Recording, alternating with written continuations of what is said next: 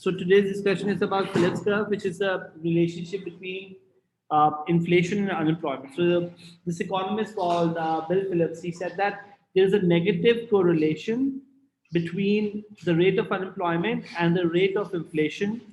Uh, and he used the data, the historical data, and he said this, that when you look at, for example, your economy. So I have if I make rate of inflation on this side, so he came up with the rate of inflation on this side, and he said rate of unemployment or unemployment rate on this side. Uh, and he said this, that there is a relationship like this one, where if the rate of inflation goes down from, let's say, uh, pi naught, let's say 5% to, for example, 3%, okay, if the inflation rate goes down, you will see unemployment to go up from, let's say, 4% to, let's say, 6%. So he came up with this curve, and this curve was called the short-run Phillips curve. So there is a trade-off that he explained in terms of Phillips curve, which says this, that unemployment goes down, you will see inflation goes down, you'll see unemployment to go up. Makes sense, guys? So why does this happen? I want to show you this through a diagram as well. But so that's the idea. And he came, like if you look at this diagram, guys, look at your ADAS analysis, right? If you look at our ADAS analysis, right? So this is my price level, right? And this is my real GDP. So when your AD goes up, right, you will see the price level to go up, but your GDP also goes up, which would mean unemployment will go. So when the price level goes up, inflation rate goes up, but unemployment goes down as GDP goes up. So that kind of a thing, that your rise in AD causes the price level to go up, which means I'm going from, for example, point, uh, let's say A to B. If I was going from A to B, so rate of inflation going up, but unemployment is going down. So he came up with this kind of an analysis where he said that inflation and unemployment are kind of like inversely related. Makes sense? There is a counter argument to this as well, but first we want to understand the relationship. Let me change the arrows also, guys, so that we are consistent here. This is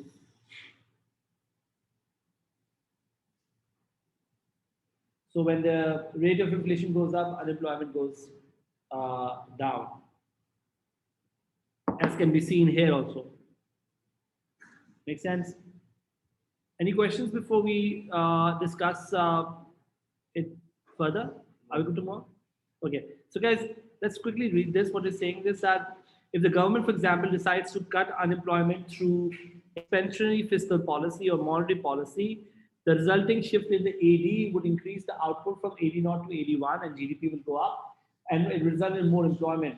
Money wages have to be raised to attract new workers who are voluntarily unemployed at low wage rate. This in turn would cause inflationary rise in the price level. So unemployment will fall, but inflation will rise. So guys, if you want to attract people who are voluntarily sitting at home, you will make the unemployment to go down, but the inflation rate will go up because you need to raise the wages to attract people. Look at this. When your AD goes up,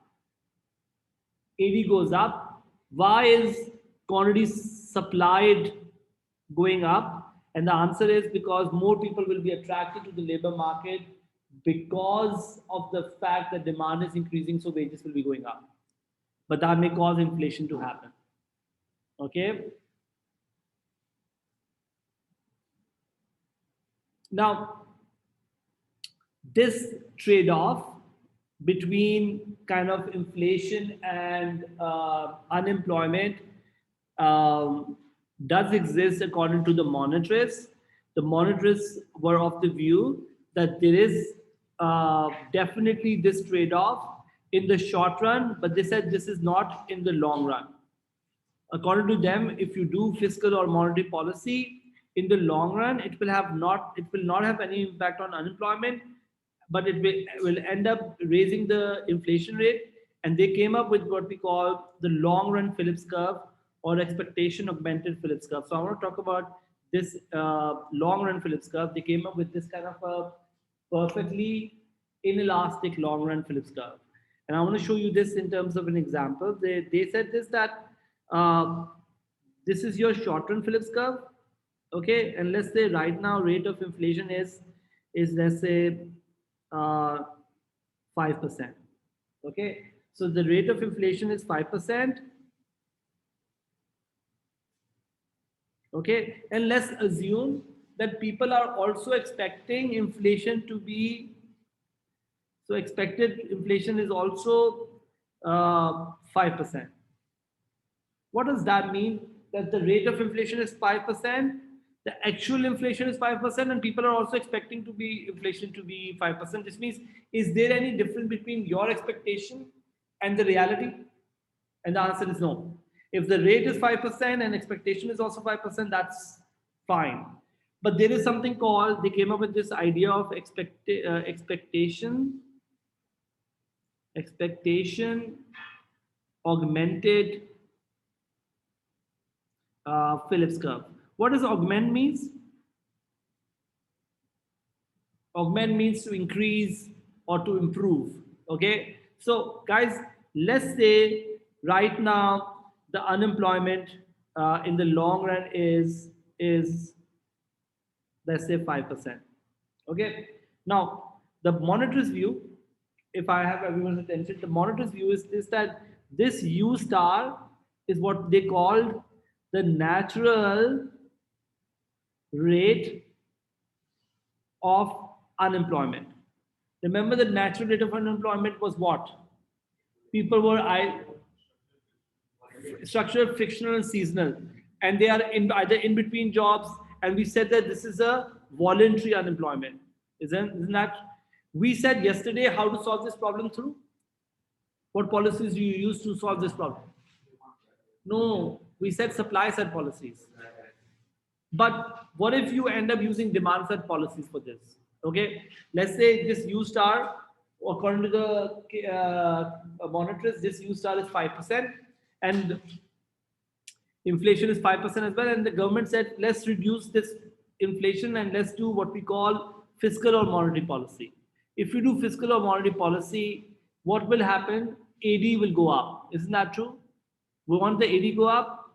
If the AD goes up, you will basically end up something like this to happen. I want to just show you this on the side to make you understand. If this is my AD naught and AS naught, so government is kind of like, we're already at full employment, YF, and this YF means U star. Okay, remember at full employment, if there is any unemployment, that has to be the natural rate of unemployment, the voluntary unemployment. The government ne kaha ki yaar, let's just try to bring these people back to the market. So the government made the AD go up. But when you make the AD go up, you may end up causing inflation to happen. And suddenly the unemployment rate went down as more people got attracted. And unemployment go down to, in the short run, go down to, let's say,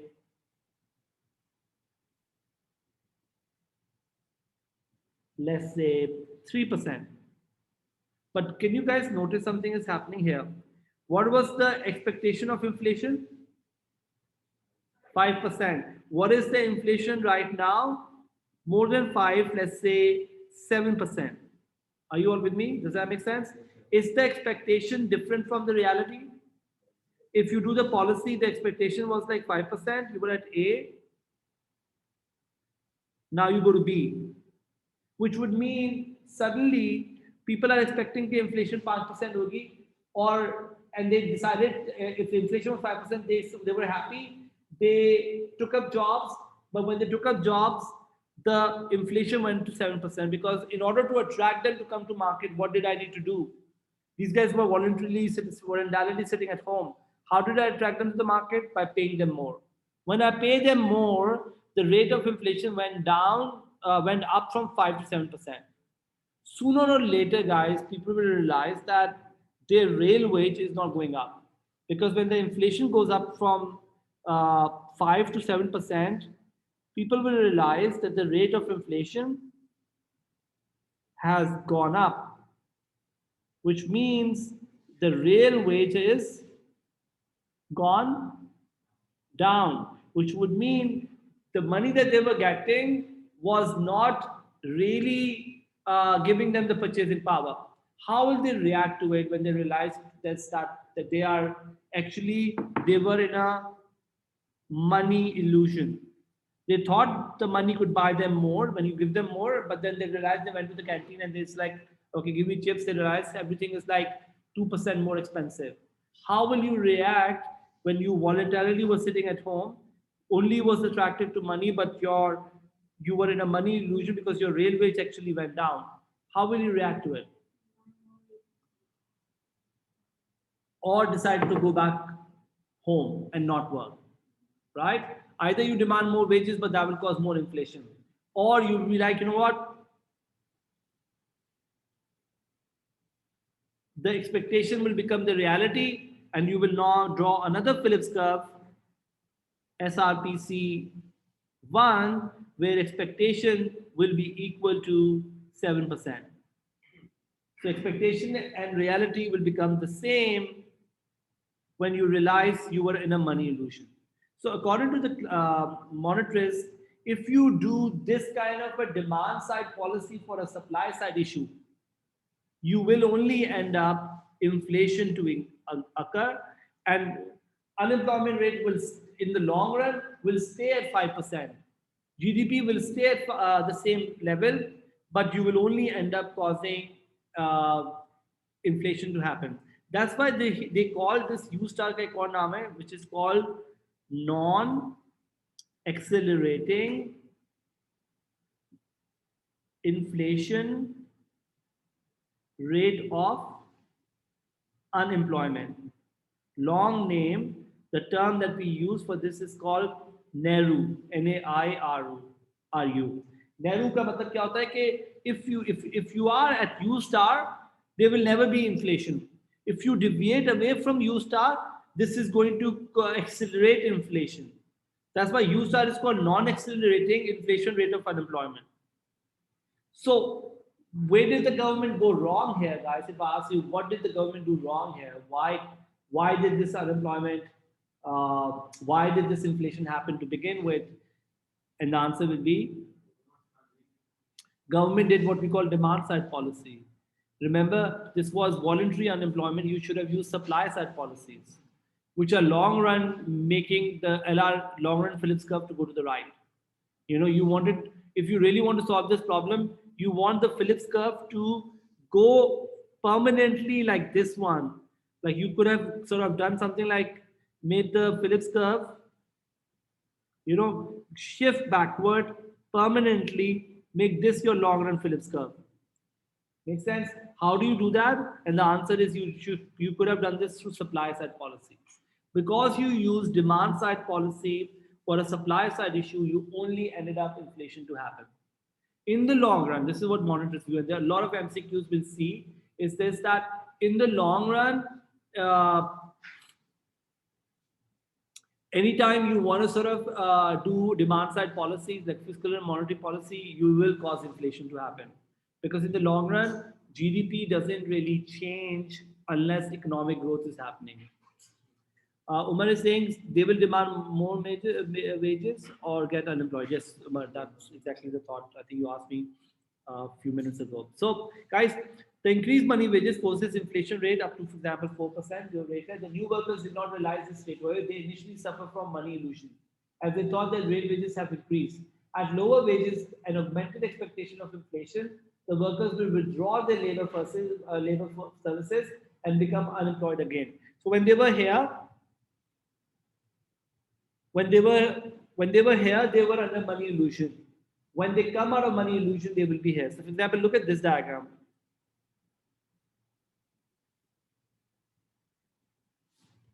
This, let's assume we were here, right? And the government did demand side policies.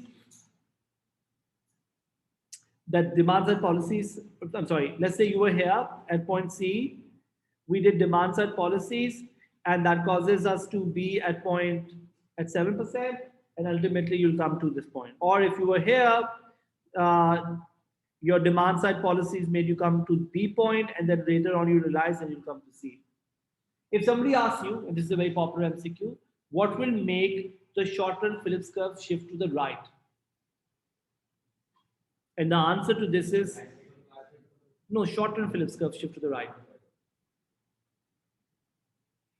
When the expectation of inflation changes, the short-run Phillips curve shift. Isn't that true?